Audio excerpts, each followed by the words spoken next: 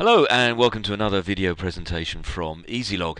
This one focuses on our staff scheduling software and is particularly concentrating on the absentee management aspect of running the system, and how this can very easily show you, by just a few simple clicks on the rota, how you can put together some very sophisticated reports about absenteeism by each member of staff.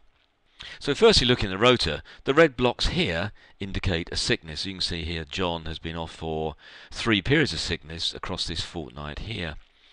Now, to add a sickness onto the rota, let's just put one on here for Nigel. All I do is a right click on the mouse, click on add absence. Then I have some user definable prompts which appear, which allow me to then select from those particular options. So this one is a sickness. We'll say the sub reason is that it was actually self-certified, and the detail reason is that it was a sports injury. As I said, these can all be user defined, so these lists here can be obviously completely down to your liking and can be as long or as short as you wish.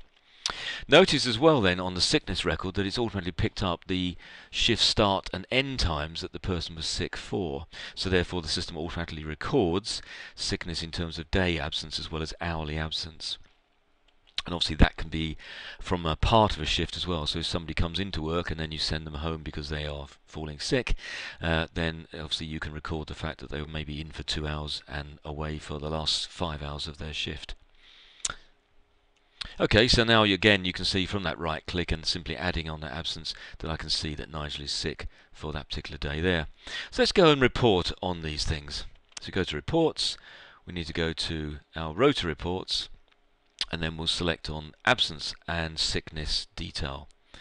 Now I will select all employees and then we'll create the report for the period I'm looking at here, which is from the beginning of November through to the end of January, so a 3-month period. If I then click on create report, then it's presented to me.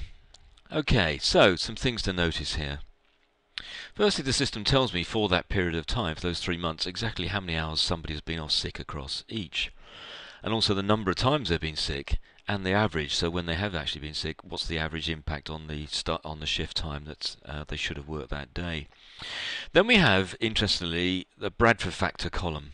The Bradford Factor has come more into use over recent times in spotting and looking at trends for staff that are frequently absent on short periods, i.e. taking single days off on a random basis.